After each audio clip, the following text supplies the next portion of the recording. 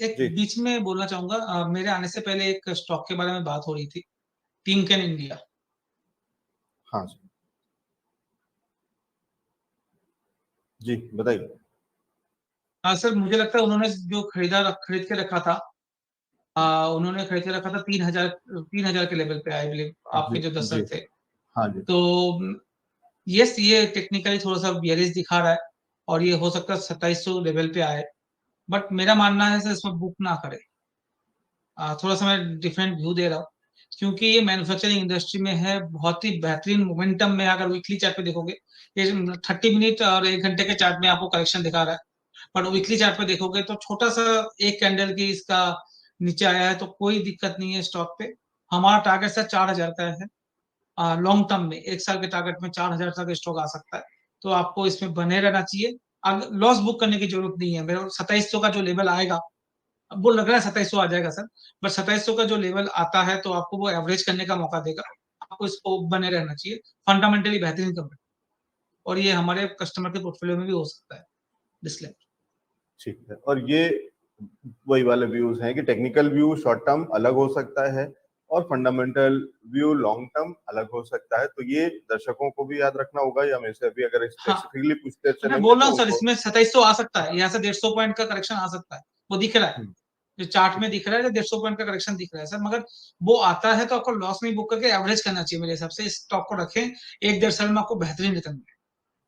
ठीक है, और ये इस तरह से भी काम करता है कि आप एग्जैक्टली आपकी रिक्वायरमेंट क्या है, आप आपकी स्ट्रेटजी, आप कैसे, यानी कि जब मैं अगर मैं इन्वेस्टर हूँ तो मैं कैसे काम करता हूँ या कैसे कंफर्टेबल हूँ, तो दोनों तरीके से लोग काम करते हैं।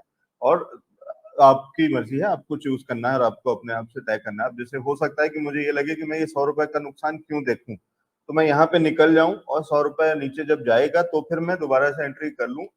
कुछ एनालिस्ट और कुछ एक्सपर्ट्स ये राय देते हैं और कुछ लोग भी इस तरीके से काम करते हैं। उनको 2 बार ये करने में भी, अभी बेच करके और फिर दोबारा से खरीद करके चलने में उनको कोई तकलीफ नहीं होती। वो भी एक मानसिकता है या एक तरीका है। और दूसरा वो भी है कि 100 रुपए का नुकसान आएगा, आने दें, कोई दिक्कत नहीं, नहीं देखते हैं उसकी तरफ, इग्नोर करेंगे और फिर वो वापस चलेगा। तो वाली चीजें इनफेक्ट हो सकता है कि आप वहां पे एवरेजिंग अगर कोई राय देता है तो वो, तो सब तरीके से काम होता है बाजार के अंदर में। हम बहुत समय, कम समय के अंदर में जल्दी जल्दी सवाल लेते हैं, तो कई बार वो बातें हर बार रिपीट करना मुश्किल होता है कि एग्जैक्टली ये व्यू क्या है। और एक्सपर्ट कभी तो वो कई बार हम बाद में देखते हैं, लोकेश जी अगर आपको देखिएगा ना कमेंट्स जो अलग से वीडियोस पे आते हैं, क्योंकि वो छोटा वीडियो होता है उसमें हम कहीं नहीं बता पाते हैं कि ये टेक्निकल एक्सपर्ट हैं और क्या क्या है या शॉर्ट टर्म राय है। तो हो सकता है कई बार वो उसके अंदर में वो बहुत लोग ट्रोलिंग करते हैं कि आपको पता ही नहीं है, इनको तो ये एक्सपर्ट को तो ये कंपनी का नाम ही नहीं पता है या कंपनी कब लिस्ट हुई इसके बारे में कुछ पता नहीं है, राय दे रहे हैं। वो टेक्निकल एक्सपर्ट है, वो चार्ट के बेसिस पे राय दे रहे हैं। अगर डेटा है तो डेटा के बेसिस पे वो कुछ बता रहे हैं। उन्हें नहीं फर्क पड़ता है कि कंपनी नहीं, कौन उन्होंने सी और एकदम क्या सही बोला कर। है, उन्होंने एकदम सही बोला है। हाँ, नहीं मैं उनके उसमें कोई पर्टिकुलर दो नहीं कह रहा राय हूँ मैं, नहीं है, या चांसेस है। वो हाँ। लोकेश सर मैं ओवरऑल कह रहा हूँ चैनल के अंदर में ये बहुत सारी चीजें, ये बहुत है। और ये मेरे को अभी उसका भी एक सोल्यूशन कुछ निकालना होगा। मैं वही सोच रहा था कि कुछ तो होना चाहिए कि कैसे हम बता सकें उस वीडियो के अंदर में। अब लेकिन 1 मिनट का वीडियो है, कोई शॉर्ट्स वीडियो बनते हैं, जल्दी से सवाल का जवाब हुआ, उसमें कैसे बताएं कि ये टेक्निकल व्यू है और ये केवल चार्ट्स के बेसिस पे। मैं कोशिश करता हूँ कि हर सवाल के रैपिंग में कह दूं कि ये राय टेक्निकल राय थी या चार्ट्स के बेसिस पे है या कुछ है, लेकिन हर बार नहीं हो सकता है क्योंकि हम दिन में करीब 100 स्टॉक्स को एनालाइज करते हैं और सब में ये बोल पाना थोड़ा मुश्किल है। लेकिन कुछ और तरीका निकालेंगे कि स्क्रीन पे आ जाए, कहीं कुछ एडिटिंग में आ जाए, कुछ हो सकता है।